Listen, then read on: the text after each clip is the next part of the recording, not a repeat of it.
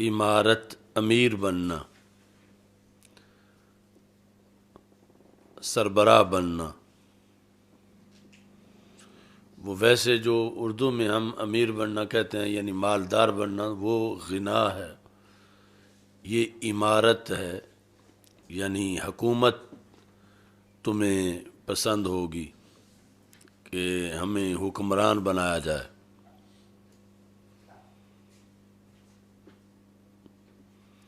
वसतकूनु नदामतन यौमल क़ियामा, और ये इमारत जो है ये क़यामत के दिन की शर्मिंदगी है। फ़निअमल मुर्दियातु व बिअसतिल फ़ातिमतु,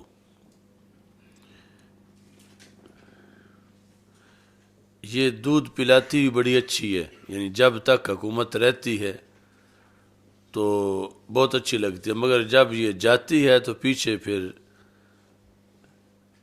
परेशानी छोड़ के जाती है। यानी जब इमारत आती है तो आती हुई तो अच्छी लगती है, लेकिन जाती हुई जो है ये बिअसतिल फ़ातिमा, तो यहाँ फ़ातिमा जो है ये लुग़वी माना में है। फ़ातिमा लुग़वी माना में है। फ़ातिमा का बिअसतिल फ़ातिमा तो यानी जब ये मुर्दिया के मुकाबले में है माना लुग़वी।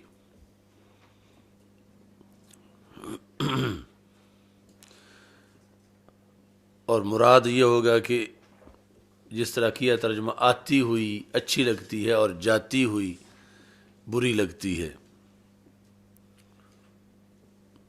यानी मुर्दिया लुग़वी माना है वो औरत जो बच्चे को दूध पिलाने वाली है, और लुग़वी फ़ातिमा इसके मुकाबले में यहाँ जो दूध छुड़ाने वाली है। बच्चे का दूध जो पहले पी रहा था, तो ये हुकूमत जब दूध पिलाती होती है, पिला रही होती है तो अच्छी लगती है, लेकिन जब ये छुड़ा देती है तो फिर बंदे के लिए गुजारा मुश्किल हो जाता है। उस वक़्त से भी जो अमीर बनने से, हुकूमत में आने से पहले का वक़्त था, उससे मुश्किल हो जाता है फिर।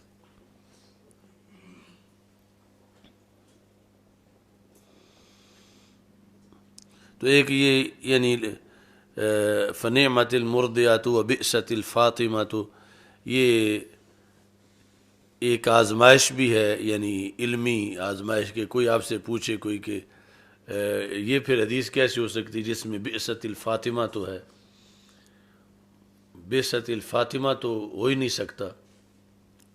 तो वो यानी यहाँ पर लुग़वी माने में मुर्दिया के मुकाबले में ये लुग़वी लफ्ज़ के तौर पर ज़िक्र है, ये और किसी हस्ती के लिहाज से ये ज़िक्र नहीं है। तो किसी अजीम हस्ती के लिहाज से इन्नकुम सतहरिसून, यानी ये हुकूमत है ही ऐसी, हुक्मरान बनना कि इसकी हिरस आ जाती है। तो रसूल पाक सल्लल्लाहु अलैहि वसल्लम ने फरमाया कि वसतकून नदामतन, ये जो आएगी ये फिर नदामत होगी। अच्छा जी, तो इसका ये मतलब नहीं है कि ये यानी इस तरह की चीज़ है कि फिर भी मुसलमानों में से कोई भी हुक्मरान ना बने, तो फिर इमाम आदिल के फ़ज़ाइल ना होते। जबकि दूसरी तरफ इमाम आदिल का पहला नंबर है सबातुन युज़िल्लुहुमुल्लाह फ़ी ज़िल्ली में, सबसे पहला है इमाम आदिल। और इमाम आदिल के का एक दिन यौम मिन इमाम आदिल खैर मिन इबादत सित्तीन सना, वो 60 साल की इबादत से उसका एक दिन ज़्यादा फजीलत रखता है। एक एक दिन, फिर एक घड़ी उसकी जिसमें वो ज़मीन में अदल नाफिज करता है, वो महज सूफिया और जुहाद उब्बाद की सालों की इबादत से वो एक घड़ी मकाम ज़्यादा रखती है। تو مطلب یہ ہے کہ یہ خود اس کی ہرس نہیں رکھنی چاہیے، اور وہ ہے کہ جب اس کو اس کی ہرس کے بغیر بنا دیا جائے اور وہ وقت کا امام عادل ہو، اس کے ہاتھ پاؤں مار کے امام عادل بننے کے علاوہ، یعنی ہاتھ پاؤں مار کے خود بادشاہ بننے کے علاوہ اس کو بنا دیا جائے، تو پھر آگے وہ زمین پہ عدل نافذ کرے۔ تو یوم من امام عادل خیر من عبادت 60 سنۃ۔ اور یہ جو مذمت ہے یہ ہرس کی ہے، اور یعنی اس کی ہرس مکروہ ہے، یہ خود منصب مکروہ نہیں۔ منصب مکروہ ہوتا تو پھر امت میں کسی کے لیے جائز ہی نہ ہوتا کہ مسلمانوں کا کوئی امیر المومنین ہو، جبکہ وہ ضروری ہے۔ من مات ولم یعرف امام زمانہ فقد مات میتۃ جاہلیہ، کہ جو اس حالت میں فوت ہوا گیا کہ اسے پتہ نہیں کہ میرے وقت کا امیر کون ہے، تو وہ جہالت کی موت مرا۔ یعنی یہ لازم ہے کہ اپنا امیر نصب کریں مسلمان۔ الامام جنۃ، وہ ڈھال ہے، اور ڈھال ہی مسلمانوں کی نہ ہو تو پھر بے حال ہی ہوں گے، جس طرح یعنی اب موجود ہیں۔ تو اس واسطے یعنی امام کا ہونا، امام کو بنانا، نصب کرنا، اسے پہچاننا، یہ ساری چیزیں ضروری ہیں۔ یہاں جو اس کی صورتحال ہے وہ حرص کی کراہت اور مذمت کی جا رہی ہے۔ حرص اس چیز کی کہ مجھے حکمران بنا لیا جائے، مجھے مسلمانوں کا امیر المومنین بنا لیا جائے، یہ اس کی مذمت اس حدیث شریف میں کی جا رہی ہے۔ اچھا جی، یعنی خود وہ امام عادل اور اس کی جدوجہد اور اس معنی میں سیاست اور امور ناس کی اصلاح پر قائم ہونا، وہ سارا اہم ترین منصب ہے۔ اور یہ جو ہمارے جمہوری نظام کی قباحتیں ہیں، ان میں سے یعنی ایک قباحت کا ذکر اس حدیث میں بھی ہے، یعنی جو ہم الیکشن لڑتے ہوئے پھر کم از کم ہمیں کاغذ تو داخل کرانے پڑتے ہیں اپنے آپ کو امیدوار شو کر کے، آگے اگرچہ کوئی ووٹ نہ مانگے کہ مجھے ووٹ دو، لیکن پھر بھی جو ہے وہ یہ تو ضرور اسے اپنا آپ پیش کرنا پڑے گا کہ میں بھی اس اہل ہوں کہ مجھے اس حلقے کا حکمران بنایا جائے۔ تو یہ یعنی یہاں جو لفظ حرص ہے، ستحرسون، تو اس کے لحاظ سے جو ہے یہ اس کی قباحت ہے۔ باقی پھر آگے یہ بھی صورتحال جو دوسری احادیث سے ہے کہ جس وقت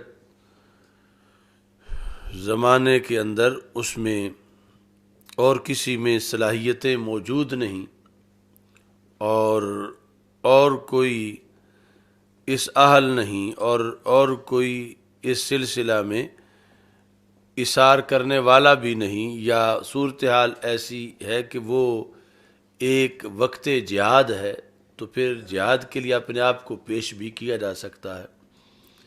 بہرحال وہ مختلف حالات کے لحاظ سے آگے اس میں کچھ گنجائش ہو سکتی ہے، لیکن مطلقاً طلب عمارت جو ہے اس کی حرص، یعنی طلب جو ہے عمارت کی اور اس کی حرص جو ہے اس کی یہاں پر کراہت، اس کا تذکرہ موجود ہے۔ اچھا جی، اس کے بعد امیر کے جو شرائط ہیں، یعنی حکمران، امیر بمعنی حکمران، وہ نچلے باب میں ذکر ہیں. یعنی ہر کوئی چاہتا تو ہے کہ مثلا یو سی لیول سے لے کر وزیر اعظم بننے تک، مگر اس کی ذمہ داری بہت سخت ہے، اس کو نبھانا بہت سخت ہے. من استرعی رعیۃ فلم ینصح،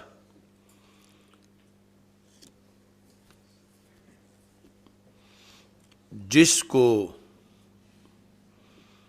یعنی پہلا تو ہے نا کہ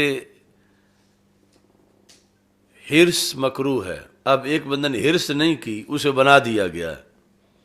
اب وہ تو جینون بن گیا ہے کہ اسے حرص نہیں تھی لیکن اسے بنا دیا گیا ہے. تو اب یہ ذمہ داری یعنی ایک لحاظ سے آگ ہے اس کے لیے، اور دوسرے لحاظ سے پھر یہ ہے کہ اس کی اللہ کے دربار میں یا آخرت میں بہتری کا باعث بھی بن سکتی ہے.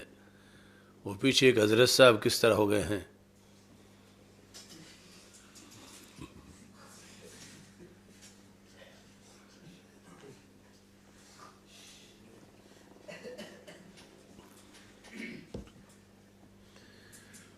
من استرعی، یہ ہے کہ اسے بنا دیا گیا ہے رائی، اس سے طلب کی گئی ہے ریت کہ تم ہمارے حکمران بن جاؤ.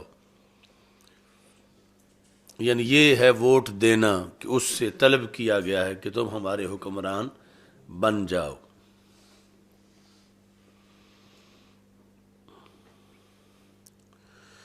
اس میں یہ ہے کہ نبی اکرم صلی اللہ علیہ وسلم نے ارشاد فرمایا، جس بندے کو بھی، اب یہاں استرعاء حدیث سے پتہ چل گیا کہ اللہ کی طرف سے اسے یہ موقع دیا جانا، یعنی اللہ کی طرف سے اسے منتخب کیا جانا کسی کام کے لیے. ما من عبد یسترعیہ اللہ رعیۃ، جس بندے کو بھی رب نے کسی رعایا کا نگہبان بنایا، لیکن فلم یحط ہو بنصیحت، اس نے پھر ان کی خیر خواہی نہیں کی. رب نے تو اسے منصب دیا لیکن اس نے خیر خواہی نہیں کی. لم یجد رائحۃ الجنہ، تو وہ جنت کی خوشبو بھی نہیں سونگے گا. یعنی اتنا وبال ہے. اگر صحیح چلتا تو امام عادل ہوتا تو پہلی سیٹ اس کی ہے، وہ بھی کہاں، یعنی اللہ کے قرب میں عرش کے نیچے امام عادل ہے. اور جب اس نے رعایا کے حقوق پورے نہیں کیے تو پھر جنت جانا تو درکنار، جنت کی خوشبو جو دور دور تک پھیلی ہوئی ہوگی، اس کو وہ خوشبو بھی نہیں آئے گی کہ اسے حکمران بنایا گیا تھا اور اس نے پھر تقاضے پورے نہیں کیے، رعایا کی خدمت نہیں کی. یہ رعایا کی خدمت، یہ سیاست ہے. اس نے پھر رعایا کی خدمت نہیں کی کہ رعایا کو ان کے حقوق نہیں دیے، مظلوم کو ظالم سے حق لے کر نہیں دیا اس نے. تو یہ سارا معاملہ شریعت میں اگر ناجائز ہوتا تو پھر سیاست حرام ہوتی، جبکہ شریعت کے اندر جو ہے یہ باقاعدہ اتنا بڑا سبجیکٹ ہے کہ جسے موقع ملے اور وہ یہ پورا نہ کرے تو پھر جنت نہیں جا سکتا. القیام بما یصلح بہ الناس، یہ سیاست ہے. اور اس کے اندر ما بن عبد یسترعیہ اللہ، یعنی اسے اللہ نے بنا دیا حکمران. فلم یحطھا بنصیحۃ، یہ سب آگے سیاست ہے کہ وہ ان کی خیر خواہی کرے، خیر خواہی میں ہمتاً مصروف رہے. اگر اس نے ایسا نہ کیا تو پھر یہ نہیں ہوگا کہ، یعنی یہاں اگرچہ وہ حقوق اللہ تو پورے کر رہا ہے، مثلا نمازی ہے، بادشاہ ہے اور نمازی ہے، حاجی بھی ہے، زکوٰۃ بھی دیتا ہے، مگر یہ اس کا علیحدہ نصاب ہے حکمران ہونے کا کہ اس نے رعایا کی خدمت کتنی کی ہے، اس نے رعایا کے لحاظ سے کیا کردار ادا کیا ہے۔ اگرچہ اس کا ذاتی کردار کتنا صحیح تھا، مگر رعایا کے لحاظ سے جو اس کی سیاست ہے، سلطنت کے لحاظ سے، اسلام میں اس کو دیکھا جائے گا، اس کو بھی دیکھا جائے گا کہ جب اس نے اگر ایسے امور میں سستی کی تو پھر جنت کی خوشبو بھی نہیں سونگھ سکے گا۔ تو اس سے یعنی یہ تو ثابت ہوا کہ اسلام سیاست سے دستبردار نہیں ہے، اس پر جب اتنی سخت سزا ہے اسے کہ جسے موقع دیا گیا، تو پھر اسلام کے اس کے لیے احکام ہیں، اور یہ اس کے لیے، اور یہ پھر چھوٹے سے لیول سے لے کر اوپر تک، یعنی محلے کی سیاست سے لے کر ملک کی سیاست تک، جسے جتنا جتنا ایریا دیا گیا، اور اس نے پھر اس کے اندر وہ نہیں کیا کہ جس کی وجہ سے رعایا کے حقوق محفوظ ہوں۔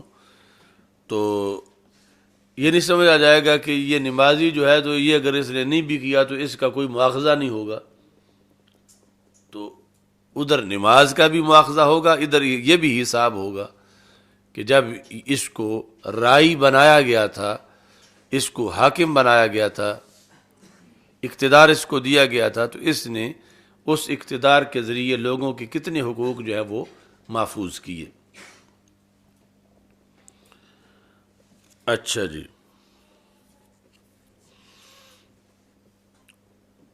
اور اسی کے زیر سایہ پھر دیگر منصب ہیں، اگرچہ 100% یہ اطلاق نہیں ہوتا، لیکن اسی کے تحت مواخذہ ہے۔ مثلا کوئی ہیڈ ماسٹر ہے سکول کا، یا محتمم ہے دارالعلوم کا، یا مسجد کا خطیب ہے، یا مسجد کا متولی ہے، تو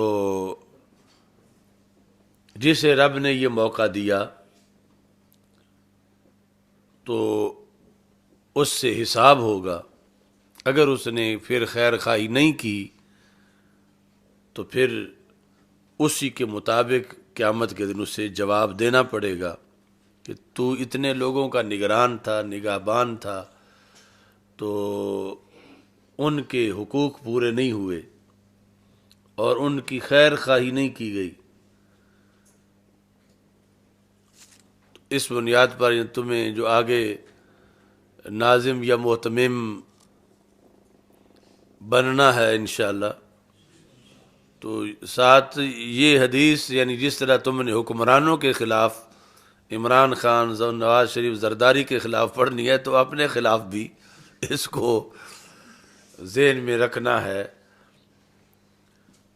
فَلَمْ يَحُطْهُ بِنَصِيحَةٍ لم یجد راحۃ الجنہ، یعنی اتنا سخت معاملہ ہے، اگرچہ وہ پورا اقتدار جو ہے اس میں سختی زیادہ ہے، اور یہ اس کے زیر سایہ پھر آگے جتنا جتنا من وجہ اقتدار ہے، یا جتنی جتنی رائی ہونے کی، کیونکہ رائی ہونے کا تو ایک فیملی تک آتا ہے، کلکم راع وکلکم مسئول عن رعیتہ، وہ تو ایک ایک گھر تک جو ہے حساب ہے، تو اس بنیاد پر وہ ساری ذمہ داری بھی ذہن میں رکھنا ضروری ہے۔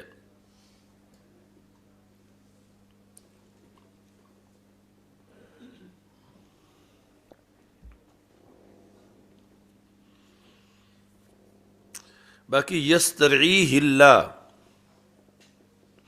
یہ جس طرح ہے نا کہ کائنات میں پتا بھی اللہ کی اذن کے بغیر نہیں ہلتا، تو اس زمرے میں ہے۔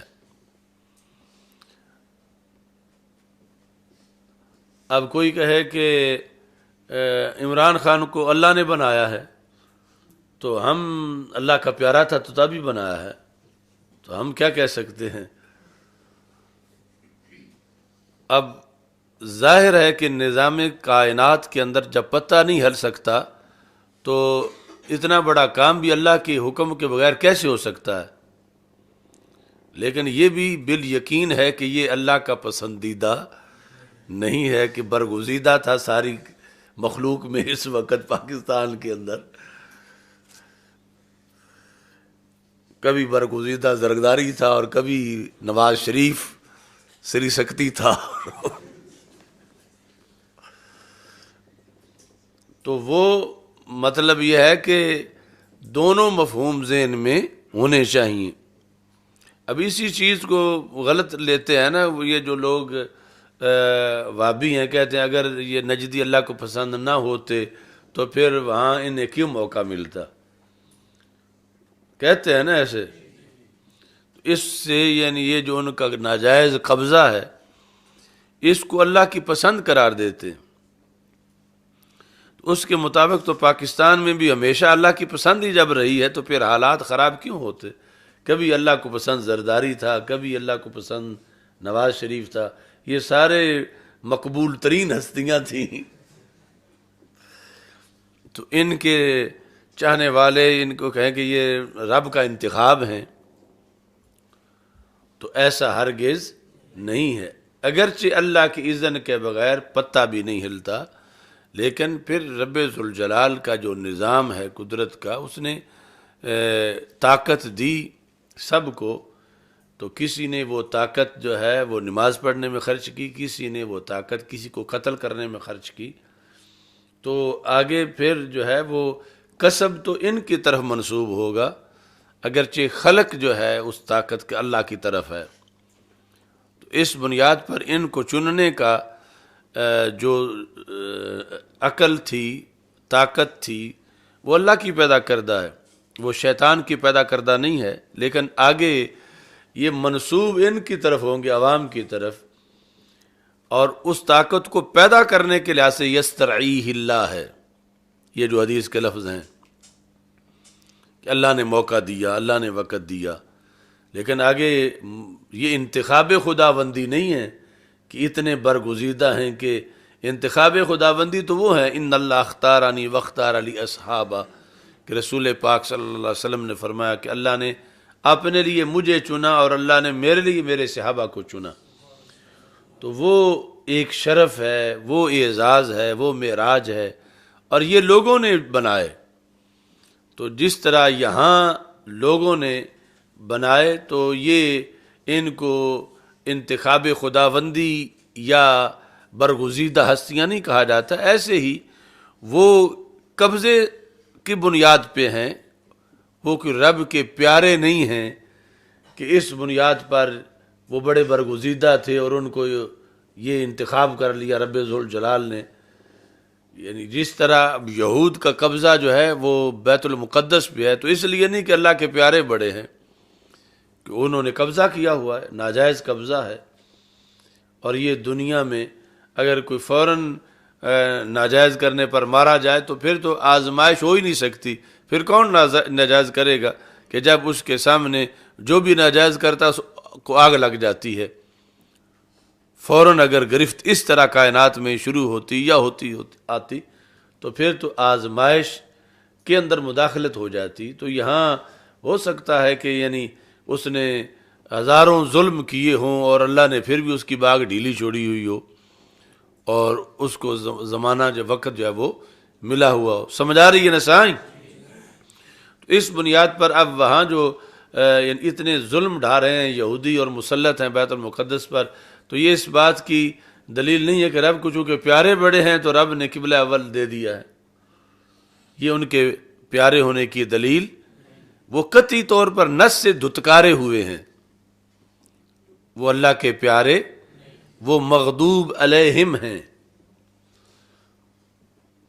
تو اس کے باوجود اتنے بڑے مقدس مقام پر مسلط ہیں، تو یہ کوئی دلیل نہیں ہے کسی نجدی کے برحق ہونے کی کہ وہابی کہیں کہ اتنے سالوں سے رب کو پیارے ہیں. دوسرا یہ ہے کہ حق ایک ہے، حق میں تعدد نہیں ہے،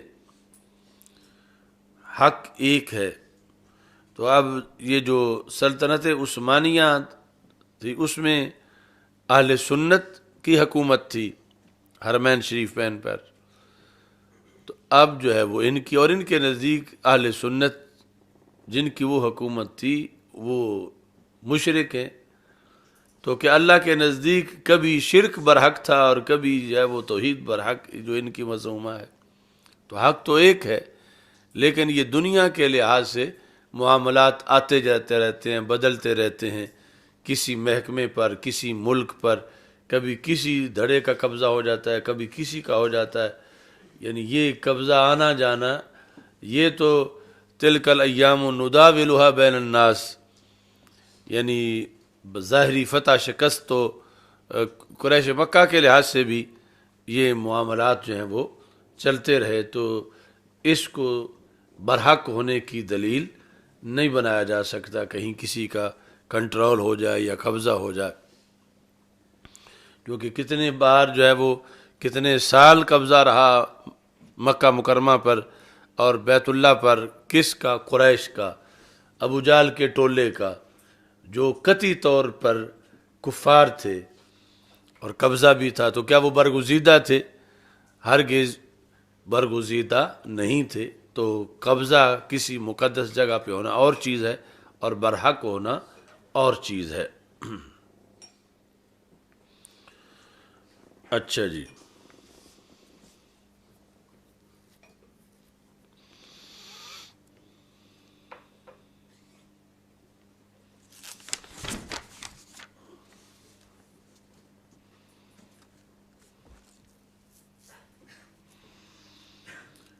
اکسٹھ. حدثنا ابو الیمان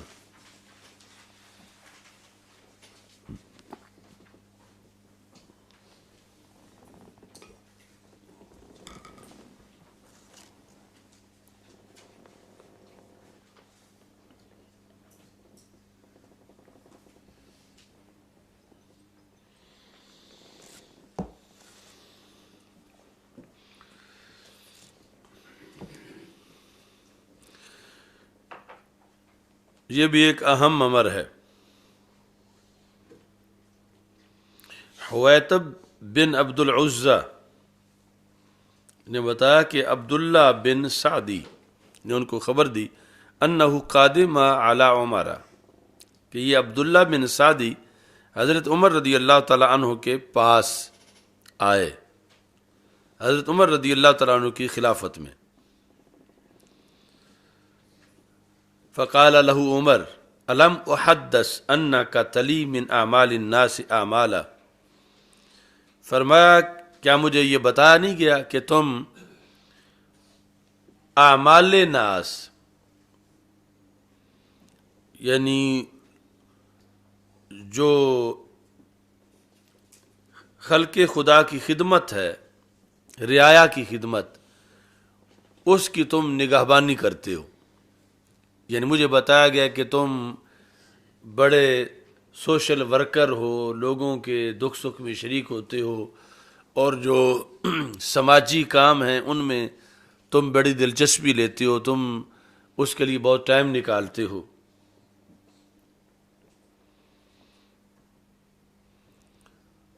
اور ساتھ یہ ہے کہ تم وقت تو دیتے ہو پورا، لیکن فَإِذَا أُوتِيتَ الْعُمَالَةَ، تمہیں اس کی جب کی اجرت دی جاتی ہے، عمالہ کرہتہا، تم وہ اجرت نہیں لیتے.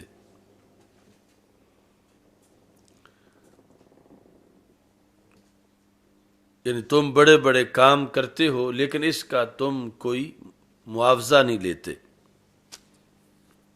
جب تمہیں معاوضہ دیا جاتا ہے، مثلا یہاں مراد ہے کہ حضرت عمر رضی اللہ تعالی عنہ نے جو تنخواہیں مقرر کر رکھی تھیں کہ جو شہروں کے اندر یہ ڈیوٹیاں دیں ان کو اتنی تنخواہ دی جائے بیت المال سے. تو یہ جو شخصیت تھیں حضرت عبداللہ بن سعدی، یہ وہ ڈیوٹی تو سارے انجام دیتے تھے مگر وظیفہ نہیں لیتے تھے، یہ کہہ کر کہ میرے پاس اللہ کا دیا ہوا بہت ہے، یہ کسی اور کو دے دو.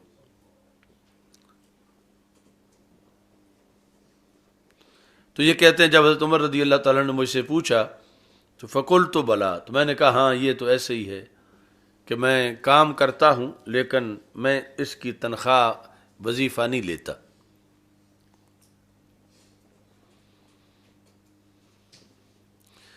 تو حضرت عمر رضی اللہ تعالیٰ عنہ نے فرمایا کہ تمہارا اس سے کیا مطلب کیا ہوتا ہے جب تم تنخواہ نہیں لیتے جو ہم نے معین کر رکھی ہے، تو تمہارا اس سے کیا مطلب ہوتا ہے؟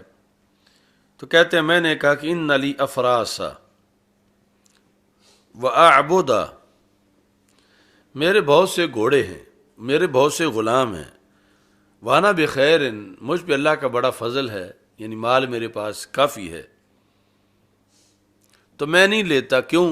وَأُرِيدُ أَن تَكُونَ عُمَالَتِي صَدَقَةً عَلَى الْمُسْلِمِينَ، کہ جو میرے حصے کا وظیفہ ہے یہ مسلمانوں پہ صدقہ ہو جائے، میں یہ چاہتا ہوں. قال عمر لا تفعل، عمر رضی اللہ تعالیٰ عنہ نے کہا یوں نہ کیا کرو.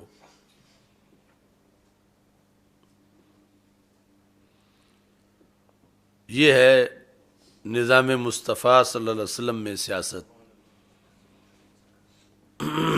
یعنی وہ پہلا عمل بھی اور اگلا امیر المومنین کا رویہ بھی، اور آگے رسول پاک صلی اللہ علیہ وسلم کی حدیث آئے گی اس میں. اچھا جی، قال عمر لا تفعل، حضرت عمر رضی اللہ تعالیٰ نے کہا ایسے نہ کرو. کیوں؟ فرما فإنی کنت اردت الذی اردت، میں بھی یوں ہی کرتا تھا جیسے آپ کرتے ہو. کبھی میرا بھی ذاتی مذہب یہی تھا، یعنی ذاتی طور پر میں بھی ایسے ہی کرتا ہوتا تھا رسول پاک صلی اللہ علیہ وسلم کی ظاہری آیات میں، کہ میرے پاس جب ہے تو میں مال غنیمت سے کیوں لوں، جو سرکار دیتے ہیں یہ کسی غریب کو دے دیں. تو کہتے ہیں کہ لا تفعل فإنی کنت اردت الذی اردت، جو تیرا ارادہ ہے یہی میرا بھی ہوتا تھا. اور رسول اکرم صلی اللہ علیہ وسلم مجھے عطا دیتے تھے، یعنی اس وقت جو مال غنیمت سے آتا تھا تو سرکار دو عالم صلی اللہ علیہ وسلم مجھے عطا فرماتے تھے. میں کہتا تھا آتے ہو افقر الیہ منی، جو مجھ سے محتاج ہے اسے دے دو. یا رسول اللہ صلی اللہ علیہ وسلم آتے ہو افقرا، یہ دوسرا مفعول بھی ہے آتے کا، الیہ منی، میرا تو گزارا ٹھیک ٹھاک ہو رہا ہے، جو مجھ سے زیادہ محتاج ہے اس چیز کا اسے دے دو. تو کہتے ہیں میری تربیت فرمائی رسول پاک صلی اللہ علیہ وسلم نے، تو وہ میں آپ کی کرنا چاہتا ہوں اور وہ میں آپ کی کرنا چاہتا ہوں. حتی آتانی مرتن مالا، ایک مرتبہ نبی اکرم صلی اللہ علیہ وسلم نے مجھے مال دیا تو میں نے روٹین کے مطابق یہ کہا کہ آتی افقر الیہ منی، یہ جو مجھ سے زیادہ محتاج ہے اس کا اس کو دے دو. تو نبی اکرم صلی اللہ علیہ وسلم نے ارشاد فرمایا خذ ہو، اسے پکڑو. اب یہ جو بات حضرت عمر رضی اللہ تعالیٰ عنہ کہہ رہے ہیں، یعنی نیکی کے، یا حضرت عبداللہ بن سعدی جو کہہ رہے ہیں، تو عام نیک دماغ یہی کہہ سکتا ہے، اور نیک دماغ سے اسی کی توقع کی جا سکتی ہے. اور حرص مال سے دوری یہی ہے کہ کہا کہ میرے پاس تو پہلے ہے اللہ کا دیا ہوا، یہ کسی فقیر کو دے دو، افقر کو دے دو. لیکن شریعت اس سے بھی آگے ہے، نبوت کا فیصلہ اس سے بھی آگے ہے، اور حکمتیں نبوت کے فیصلے میں اس سے بھی بڑی ہیں. اب بظاہر تو یہ بڑا حکیمانہ کام ہے، اچھا ہے، معروف ہے کہ خود نہیں لے رہے اور کہہ رہے ہیں کہ کسی غریب کو دے دو. اگلا فیصلہ ہے جو آپ کے لیے بھی زندگی بھر ہے. آپ اگر چودھری مولوی بن جائیں یا مالدار اور بن ہی جائیں اللہ کے فضل سے کہ خیر نیک ذرائع سے حاصل ہو. اچھا جی، خذ ہو فتمول ہو، اسے پکڑ لو، یعنی جو مال غنیمت سے حصہ تمہارا ہے اسے اے عمر پکڑ لو، فتمول ہو، اپنا مال بناؤ، وصول کر لو مجھ سے، یہ نہ کہو مجھے ہی کہ کسی اور کو دے دو، تم اپنے ملک میں اسے لو، فتمول ہو، وتصدق بھی، پھر تم اس کو صدقہ کر دو۔ فما جاءک من ھذا المال، یہ آگے پھر مالی پالیسی ہے اسلام میں، مال کے لحاظ سے پالیسی ہے کہ مال لینا، مال رکھنا، مال آگے دینا، اس کے لحاظ سے یہ پالیسی ہے۔ سارے جاگتے سن رہے ہو نا سائیں؟ یعنی یہ چونکہ مال کے بغیر جو ہے گزارا بھی نہیں، یعنی نہ بندے کا نہ دین کا کام کر سکتا ہے، اور پھر مال کی طرف میلان تباہی بھی ہے، تو پھر پالیسی کیا ہونی چاہیے؟ وہ پالیسی یہاں پہ ذکر ہے، کیونکہ عربی زبان میں فمن عندہ مال فالناس الیہ مالو، من عندہ مال فالناس الیہ مالو، کہ جس کے پاس مال ہو تو ادھر لوگ میلان کرتے ہیں، جس کے پاس مال ہو لوگ ادھر مالو بنتے ہیں۔ ومن عندہ مال فالناس الیہ ومن عندہ ذہب فالناس الیہ ذہب، یہ کوئی حدیث شریف نہیں، ویسے شعر کا ہے کہ جس کے پاس ذہب ہو، سونا ہو، لوگ ادھر جاتے ہیں، فالناس الیہ ذہب ومن عندہ مال فالناس الیہ مالو۔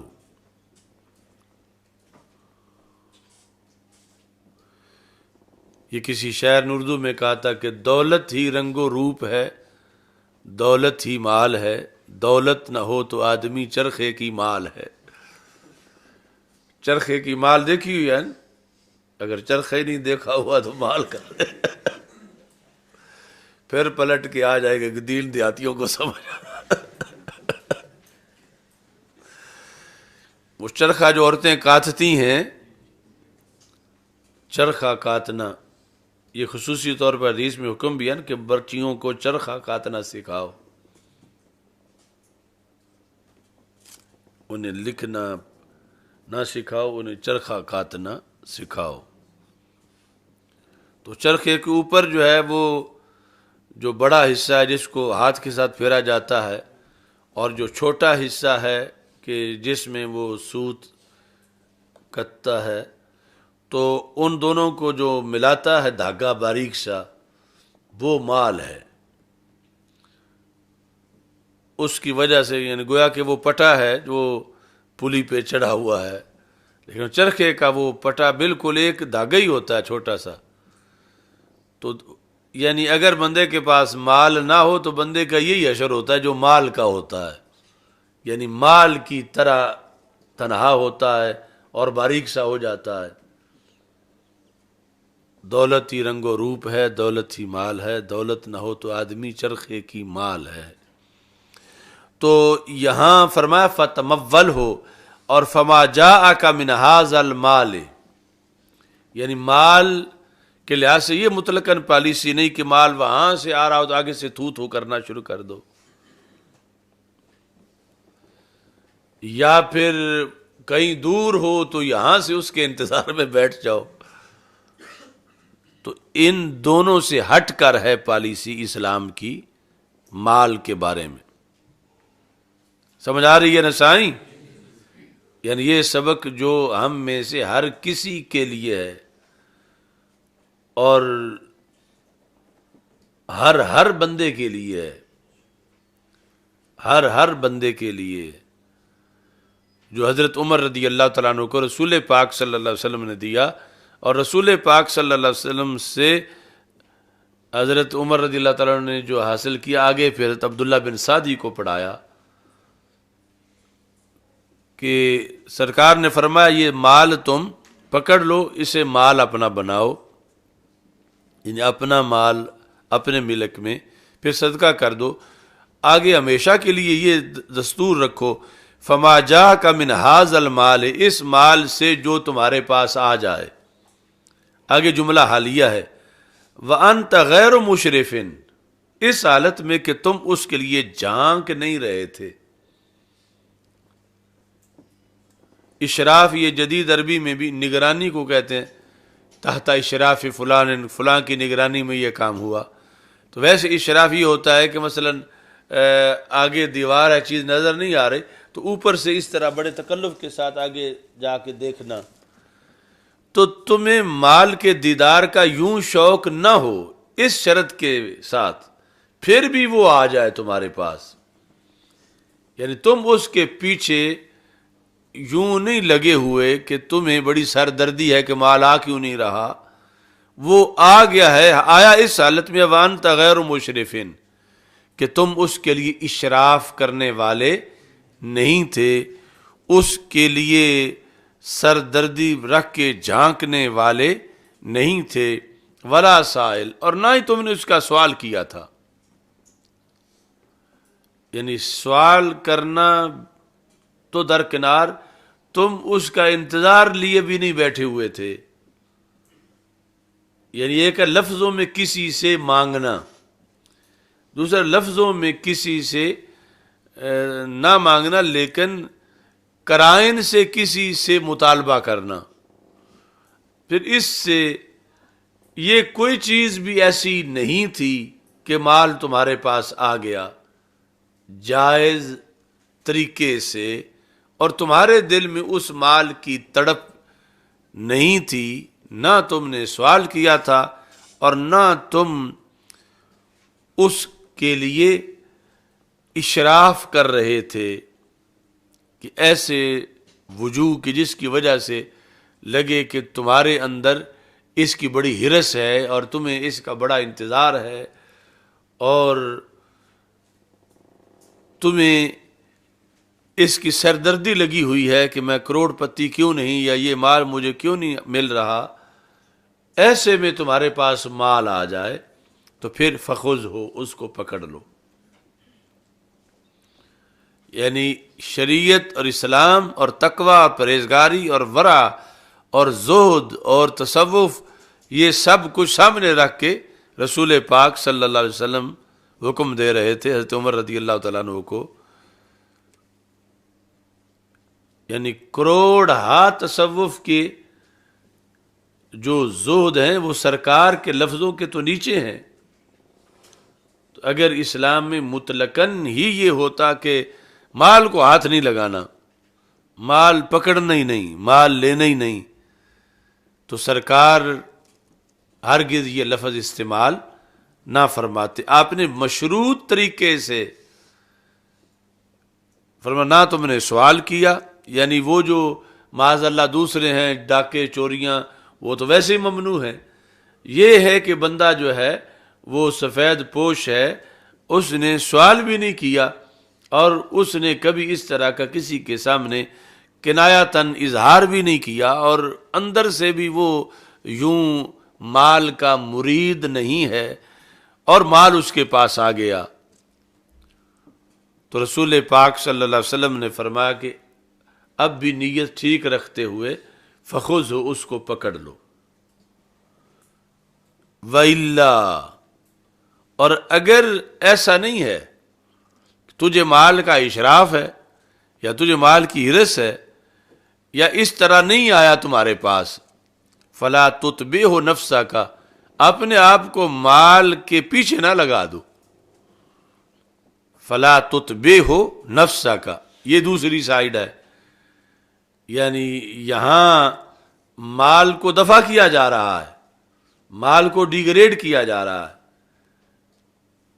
کہ جب مال سے مذہب جاتا ہو، جب مال کی وجہ سے آخرت برباد ہوتی ہو، جب مال کی وجہ سے بندے کی عبادت ضائع ہوتی ہو، مال کی وجہ سے اس کا زہد خراب ہوتا ہو، تو فلا تتبعہ، ایک ہوتا ہے تابع ہونا، ایک ہوتا ہے تابع کرنا، تو یہ باب افعال ہے. تتبعہ نفسک، اپنے آپ کو مال کا تابع نہ بناؤ. فلا تتبع ہو، ضمیر پہلی راجع مال کی طرف، مال کے تابع نہ کرو، کس کو؟ نفس کا، اپنے نفس کو، اپنے آپ کو مال کا پیروکار نہ بناؤ، اپنے آپ کو مال کا مرید نہ بناؤ، اپنے آپ کو مال کے پیچھے نہ لگاؤ۔ اگر وہ تمہارے پاس آ گیا ان دو شرطوں کے ساتھ کہ تمہارا اشراف بھی نہیں تھا اور تم مسائل بھی نہیں تھے، تو اب اسے دھکا نہ دو۔ یہ شریعت محمدی ہے، پکڑنا رکھنا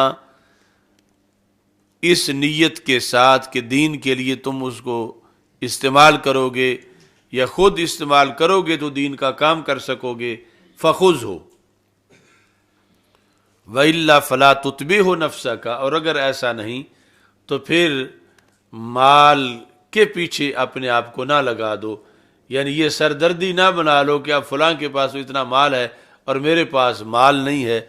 تو یہاں یہ ہدایت ہے کہ مال کے بغیر بھی بندہ رہ سکتا ہے، کوئی بات نہیں۔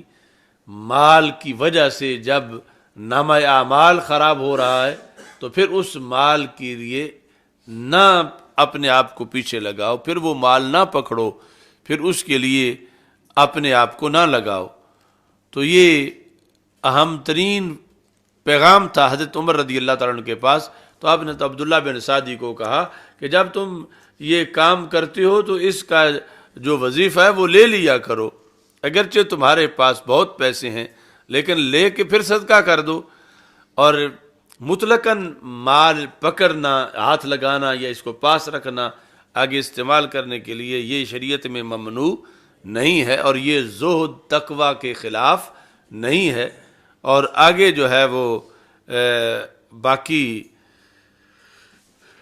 جو ہے دوسری صورت یعنی مال تباہی بربادی کا بھی باعث بن سکتا ہے، تو وہ اس کے لیے یہ ہے کہ جب یعنی مال کے پیچھے اصل مال کو امام بنا لیا جائے، مال کو مرشد بنا لیا جائے، اور پیچھے بندہ اپنے آپ کو مرید بنا لے اس مال کا، تو پھر جو ہے وہ اس کی قباحتیں ہیں اور اس سے جو ہے وہ بچنا چاہیے۔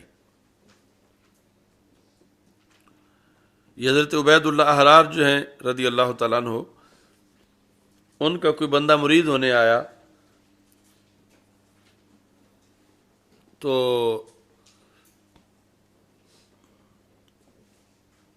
بڑے شوق سے دور سے سن کے، لیکن آ کے پھر اس نے مرید ہونے سے اپنے دل میں انکار کر لیا کہ یہ تو دنیا دار بندہ ہے، میں سمجھ کے آیا تھا کہ بڑا اللہ والا ہے۔ تو آ کے دیکھا کہ اتنے جو ہے وہ ان کے سلسلے ہیں مال و دولت کے، یعنی جانور ہیں، گھوڑے ہیں، بھیڑے ہیں، یہ وہ۔ تو جب وہ جا رہا تھا تو آپ نے پوچھا کہ کس طرح آئے تھے، تو اس نے بتا دیا کہ میں تو آیا تھا کہ میں آپ کا مرید ہو جاؤں گا، لیکن یہ جو اتنی دنیا داری میں نے دیکھی ہے، یہ اتنا مال و دولت، تو اس لیے میں نے پھر ارادہ ترک کر لیا ہے۔ تو فارسی میں اس نے کہا چے مردس کے دنیا دوست دارد، کہ یہ کیسا بندہ ہے کہ جو دنیا کو دوست رکھتا ہے، یعنی اللہ والوں کا کیا کام ان چیزوں سے جو اس نے اتنے جو ہے وہ یہ سلسلے بنائے ہوئے ہیں۔ تو جب انہوں نے کہا چے مردس کے دنیا دوست دارد، تو آپ نے کہا اگر دارد برائے دوست دارد، اگر دارد برائے، اب اس دوست سے مراد ہے اللہ۔ تو اس نے کہا چے مردست کے دنیا دوست دارد، انہوں نے کہا اگر دارد برائے دوست دارد، یعنی میرا یہ سب کچھ جو ہے یہ میرے اپنے لیے نہیں ہے، یہ اللہ کے رستے کے لیے ہے۔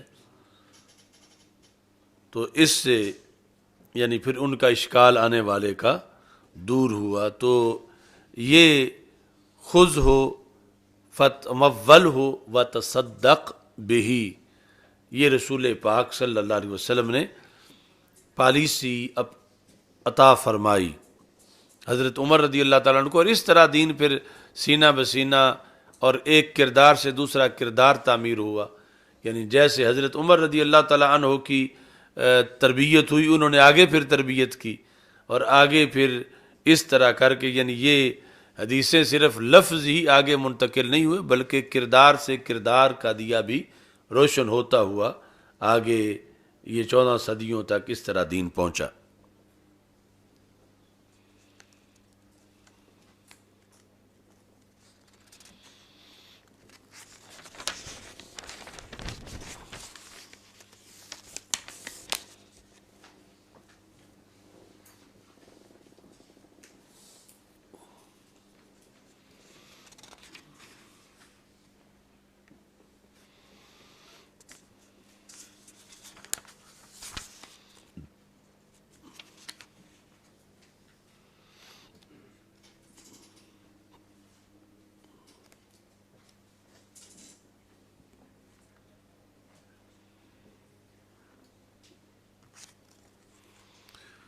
چھیاسٹھ،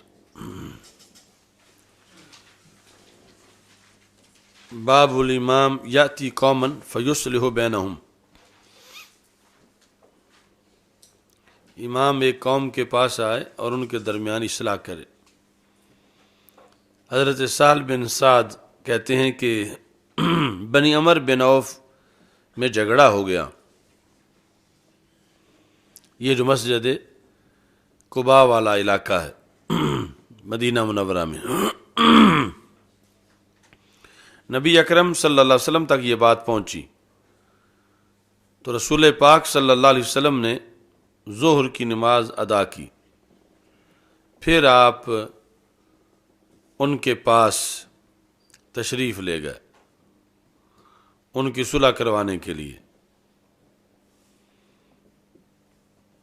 اب یہ حدیث ہے جو عام حدیثوں میں یہ ذکر نہیں، یہ لفظ کہ اگر میں نہ آیا تو ابو بکر صدیق کو کہنا کہ جماعت کرائے، ان میں صحابہ نے ہی اپنی طرف سے سوچ کے کہا کہ سرکار نہ ہوں تو پھر ابو بکر صدیق ہی کرائیں۔ یہ بخاری میں پہلے جو حدیث گزری ہے، یہاں یہ ہے کہ رسول پاک صلی اللہ علیہ وسلم نے فرمایا فَأَذَّنَ، نبی اکرم صلی اللہ علیہ وسلم نے فرمایا یا بلال ان حضرت الصلاۃ، اگر نماز کا وقت ہو گیا، ولم آتیکا، اور میں تمہارے پاس نہ آیا، فمر ابا بکر فلیصلی بالناس۔ تو یہ بھی ان دلائل میں سے ہے کہ آخری وقت کی جو نمازیں تھیں، جب رسول پاک صلی اللہ علیہ وسلم نے فرمایا تھا مرو ابا بکر فلیصلی بالناس، اس سے پہلے بھی میرٹ پر پورے پہلے نمبر پر حضرت صدیق اکبر ہی تھے کہ سرکار دو عالم صلی اللہ علیہ وسلم نے ایام صحت میں بھی فرمایا کہ اگر میں نہ آیا تو پھر ابو بکر صدیق رضی اللہ تعالیٰ عنہ کو کہنا کہ وہ جماعت کرائیں۔ جب عصر کی نماز کا وقت ہوا تو حضرت بلال رضی اللہ تعالیٰ عنہ نے اذان دی اور تکبیر کہی، اور حضرت ابو بکر صدیق رضی اللہ تعالیٰ عنہ کو حکم دیا، آمارا یعنی حکم دیا مطلب ہے سرکار کا حکم پہنچایا، تو حضرت صدیق اکبر رضی اللہ تعالیٰ عنہ آگے مصلی پہ کھڑے ہو گئے۔ آگے کا مطلب یہ ہے کہ جماعت شروع کر دی اور نبی اکرم صلی اللہ علیہ وسلم تشریف لے آئے۔ حال یہ ہے کہ ابو بکر صدیق رضی اللہ تعالیٰ عنہ نماز میں تھے۔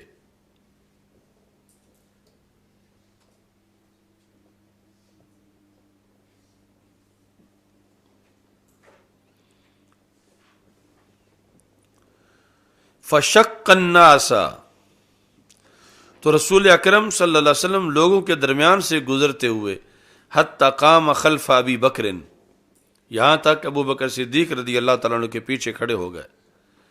فتقدم فی الصف الذی یلیہ،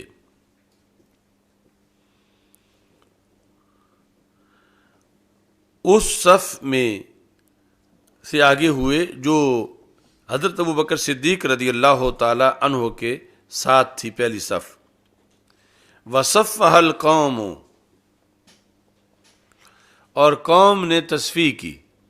قوم اس وقت مسجد نبوی شریف میں نماز کے اندر، نماز عصر کے اندر جتنے صحابہ کھڑے تھے یہ ساری اس وقت کی قوم ہے۔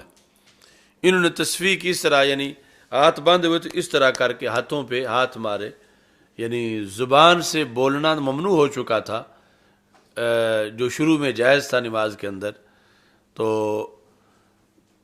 یعنی زبان سے بولیں گے تو نماز ٹوٹ جائے گی، تو ہاتھوں پہ ہاتھ مارے تاکہ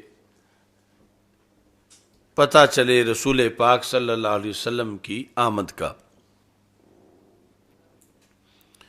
اب یہ اسماعیل دہلوی کی جو مزعومہ توحید ہے اس کا رد ہے کہ اگر نماز میں رسول اللہ صلی اللہ علیہ وسلم کا خیال آ جائے تو آگے جو کچھ اس نے لکھا ہے گائے گدے کے لحاظ سے، اور کہا کہ اس کا گائے گدے کا آئے گا تو ادب سے نہیں آئے گا، اس لیے وہ تو جائز ہے، اور اللہ کے رسول صلی اللہ علیہ وسلم کا آئے گا تو ادب سے آئے گا، اور نماز اللہ کی ہو اور ادب نبی کا ہو تو یہ ان کی توحید برداشت نہیں کر سکتی۔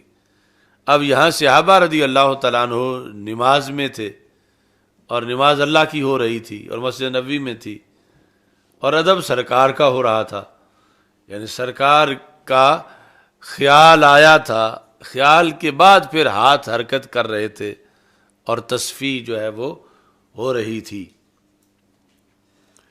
اچھا جی، تو حضرت ابوبکر صدیق رضی اللہ تعالیٰ عنہ جب نماز میں داخل ہوتے تھے تو التفات نہیں کرتے تھے، یعنی بہت خشوع خضوع سے پڑھتے تھے، آنکھیں دائیں بائیں پھیرتے نہیں تھے یہاں تک کہ نماز سے فارغ ہو جائیں۔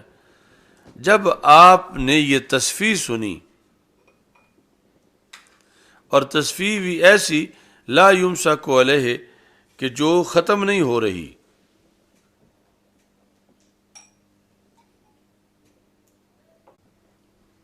التفاتا، تو پھر آپ نے التفات کیا کہ وجہ کیا ہے،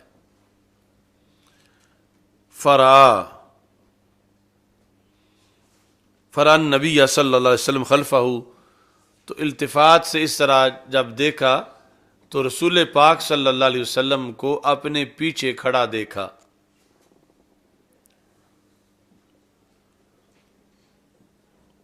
اچھا جی،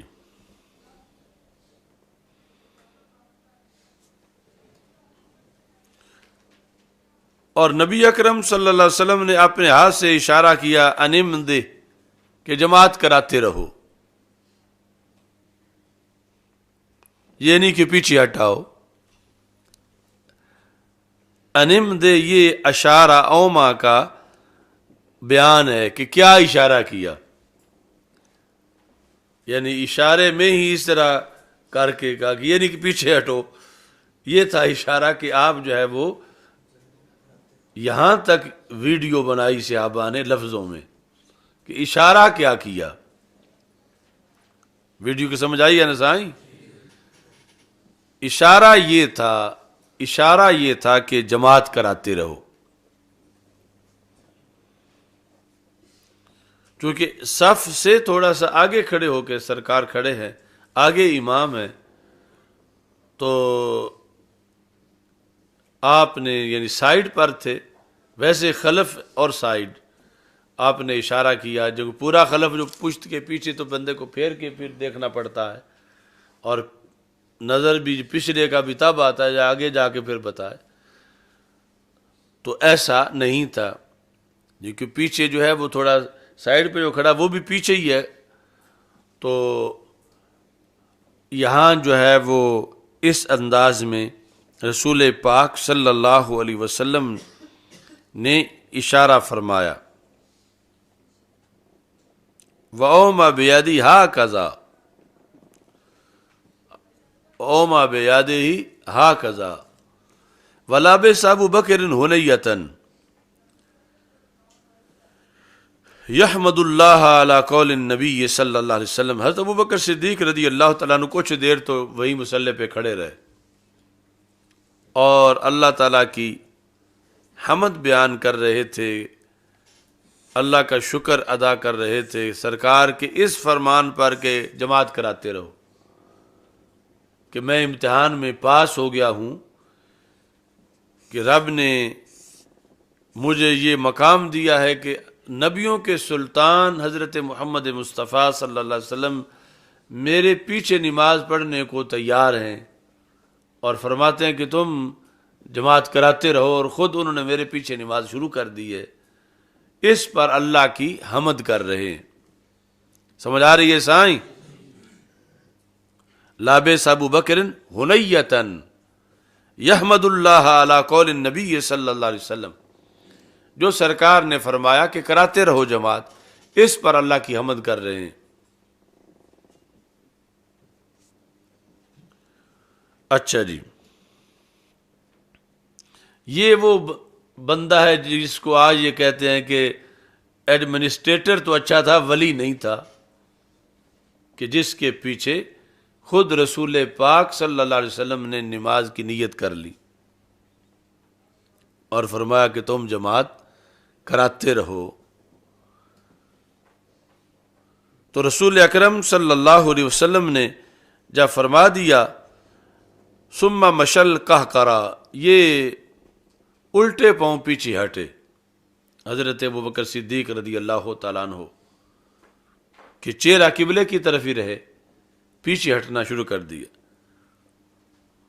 جب رسول پاک صلی اللہ علیہ وسلم نے یہ دیکھا کہ میرے کھڑا رکھنے کے باوجود، کھڑا کرنے کے حکم کے باوجود یہ پیچھے ہٹ آئے ہیں، تو پھر تقدم، رسول پاک صلی اللہ علیہ وسلم آگے ہو گئے اور لوگوں کو جماعت کرائی۔ جب نماز مکمل کی فرمایا یا ابا بکر ما منعک اذ اومأت الیک اللہ تکون مضیت، جب میں نے تمہیں اشارہ کر دیا تھا، اب یہ اشارہ اتنا تھا کہ ابلاغ کے معنی میں ہو، کیونکہ اس پہ آگے حکم مرتب ہونا تھا۔ اگر انہیں اشارے کا پتہ ہی نہ چلتا تو پھر آگے یہ سوال کی تو نوبت ہی نہ آتی، کہ وہ تو اب انہیں پتہ چلتا تو پھر سرکار آپ فرماتے کہ میں نے جو فرمایا تھا کہ تم کراتے رہو، تم کیوں پیچھے ہٹے ہو۔ تو یہ جو مواخذہ تھا کہ جو میں نے اشارہ کیا وہ بکر کو پتہ چل گیا ہے کہ میں کیا کہنا چاہتا ہوں، اور یہ کہ تم جماعت کراتے رہو۔ اب پوچھا کہ جب میں نے یہ کہہ دیا تھا کہ تم جماعت کراتے رہو تو تم پیچھے کیوں ہٹے؟ تجھے کس چیز نے منع کیا کہ تم کراتے رہتے جب میں نے اشارہ کر دیا تھا؟ اگر میں اشارہ نہ کرتا اور تمہیں پتہ چل جاتا کہ میں آ گیا ہوں، پھر تو تمہارا ہٹنا بنتا تھا کہ میں نبی ہوں، تم میرے امتی ہو اور میں آ گیا ہوں، اور تم پیچھے ہو جاتے، اور یہاں میں نے اشارہ کر دیا تھا کہ تم کراتے رہو، تو اس کے باوجود پھر تم کیوں ہٹ آئے؟ اچھا جی،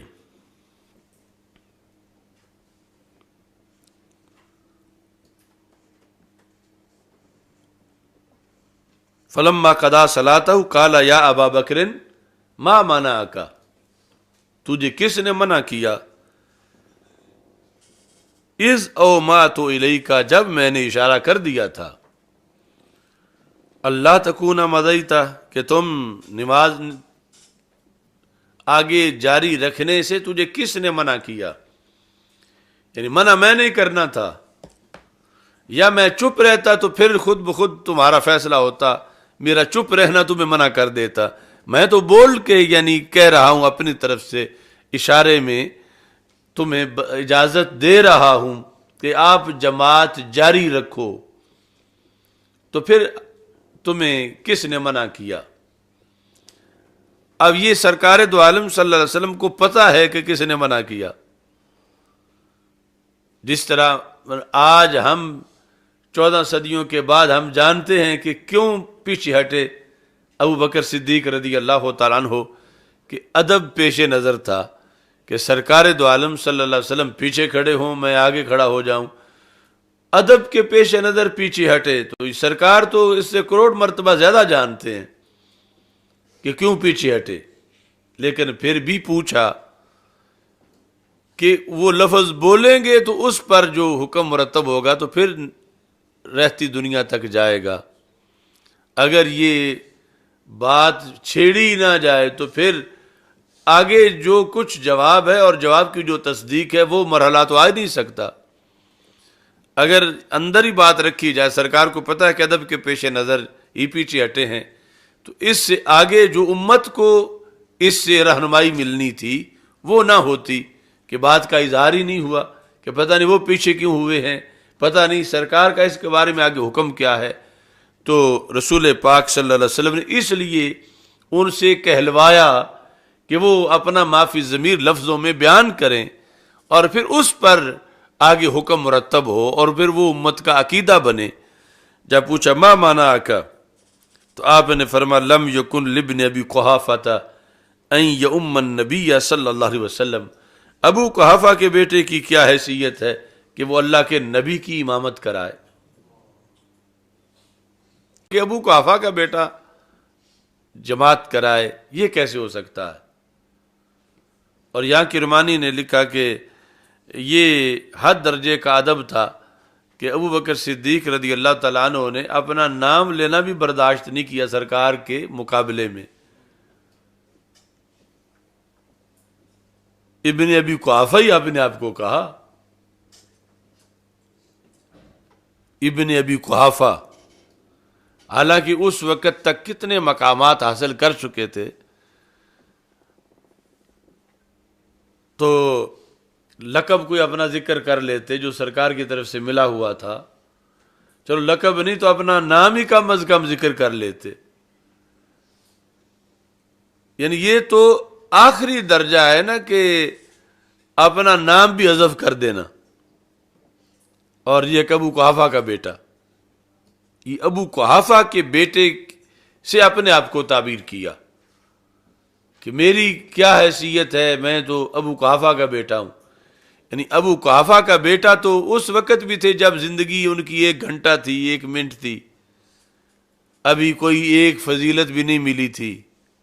ابو قحافہ کا بیٹے ہونے والا وصف تو اس وقت بھی تھا جب پیدا ہوئے تھے، اور آگے جو سارے فضائل حاصل کر کے پھر بھی آج اپنا ذکر سرکار کے مقابلے میں کرتے ہوئے کہ آپ تو اللہ کے رسول صلی اللہ علیہ وسلم ہیں، میں تو ابو قحافہ کا بیٹا ہوں۔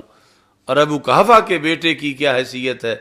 یعنی ابو قحافہ کا بیٹا کہ جس کی کوئی شان نہیں، فضیلت نہیں، اپنے آپ کو اس طرح، ابو قحافہ کے بیٹے کی کیا حیثیت ہے کہ وہ آپ کے آگے کھڑا ہو کے نماز پڑھے؟ تو یہ آپ نے یہ کہلوانا چاہتے تھے سرکار کہ جواب دیں ابو بکر صدیق، تاکہ امت کو پتہ چلے اور تاکہ اسماعیل دلوی جیسوں کو پتہ چلے کہ امام بغیر تعظیم کے پیچھے نہیں ہٹا، امام ہٹا ہی تعظیم کے لیے ہے۔ تو جب تعظیم سے نماز ٹوٹتی ہے، تعظیم نبی سی، تو پھر تو سب کی ٹوٹ جانی چاہیے تھی کہ امام کی ٹوٹی تو سب مقتدیوں کی ٹوٹی، پھر سرکار تو نئے سرے سے شروع کراتے۔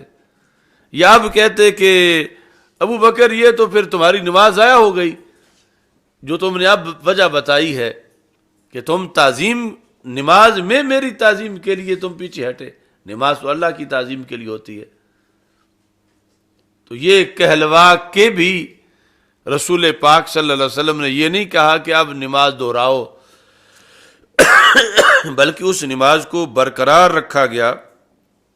اور جس نے رسول پاک صلی اللہ علیہ وسلم کے ادب کے لیے مصلی چھوڑا تھا تو رب نے امت میں پہلے نمبر پہ اسے ہی دے دیا۔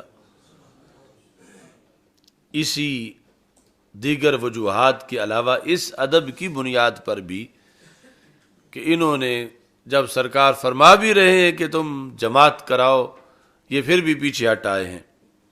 اور اس واسطے پھر مرو ابا بکر فلیصلی بالناس آخری نمازوں میں ہوا۔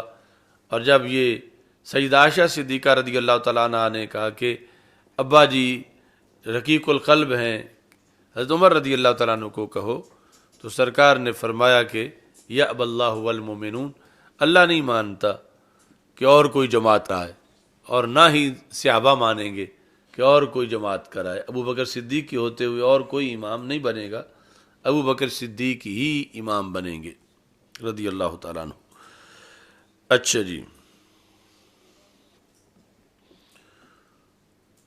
اور یہ جو ساتھ قوم کو یہ کہا اذا رابکم امر، کہ جب دوران نماز کوئی ایسا مسئلہ بن جائے تو مردوں کو چاہیے کہ وہ تسبیح کریں، چونکہ مردوں کی آواز عورت نہیں، عورتوں کو تو بولنا جائز نہیں نماز میں، یعنی ایک تک کلام الناس وہ تو مردوں کو بھی جائز نہیں، لیکن سبحان اللہ کہنا یہ آواز سے کہیں مرد ایسی صورتحال میں، یعنی لقمہ دینے کے لیے سبحان اللہ، عورتیں نہ کہیں چونکہ ان کی آواز کا بھی پردہ ہے۔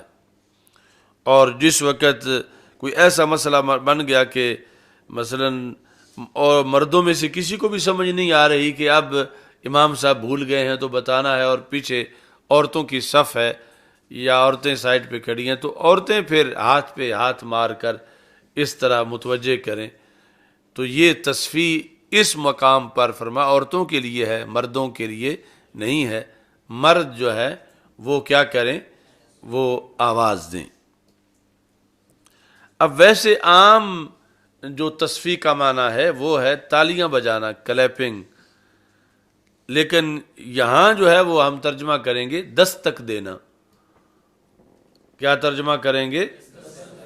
یعنی جب رسول پاک صلی اللہ علیہ وسلم تشریف لے آئے اور صفح الناس، تو لوگوں نے دستک دینا شروع کر دی، یعنی ہاتھ پہ ہاتھ مار کے آواز پیدا کی کہ حضرت صدیق اکبر رضی اللہ تعالیٰ کو پتہ چل جائے یا باقی لوگوں کو پتہ چل جائے، جگہ بنائے، تو یہ ہاتھ پہ ہاتھ مار کر یعنی تصفیح یا تصفیق، یہ جو ہے یہاں پر اس کا معنی کیا ہے؟ دستک دینا، مراد یہ ہے کہ آواز جو ہے وہ ہاتھوں سے پیدا کرنا۔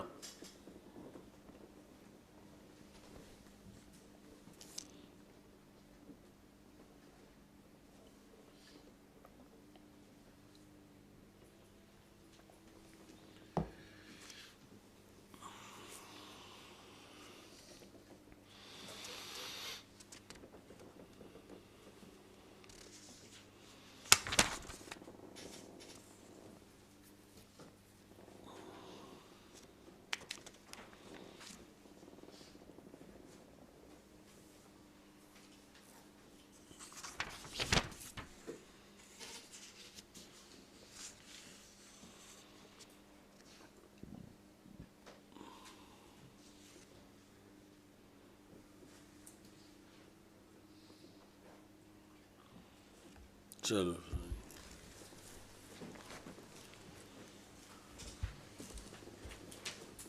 الحمدللہ رب العالمین والعاقبۃ للمتقین۔